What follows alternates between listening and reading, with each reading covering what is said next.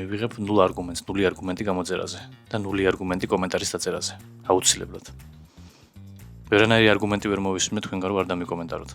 დიახ, დამაყადაღეს მილიარდერის მონა მილიონერებმა და გამიყინეს ბანკის ანგარიშზე დატოვებული სესხის გადასახდელი 1500 ლარი და ჩემთვის სახარჯო დატოვებული 221 ლარი და 75 თეთრი.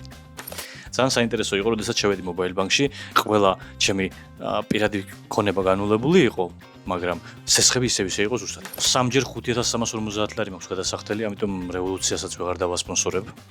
და რა ვქნა, სანამ ყადაღამადებს რევოლუციაც უნდა გადავდოთ. რა ვქნათ?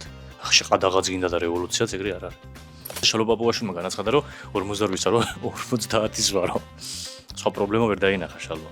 არა უშო შალვა რა ხდება, იცი ჩვენ ხო წინ უსწრებთ გერმანიას განვითარებით. ეთქვა მაგ 2 წლით უსწრებთ. ჯერ იქ არ ხარ 50-ის. შალვამ რა მნიშვნელობა აქვს მე რას ვაკეთებდი, მთავარია ეხლა რას ვაკეთებ. ანუ წამოვედიო, მე აღარ ვარ ბოზიო. თურმე საკუთარ საძინებელში დაუძინებია ქართველები შაჰაბას, ესმის? და თვითონ ძალაში დაწოლილი და სალოგინეზე. დაანგრეული ქონია გვერდები, მთელი ღამის ფიცარზე წოლით.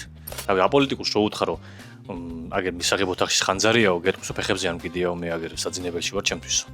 აპოლიტიკურ ღვიძლს რო უთხარო, აგერ კაცო სიმსივნე ყოფილა ფილმშიო, ფეხებზე გეტყვის, ჩემთან მეტასტაზები არ მოსულაო.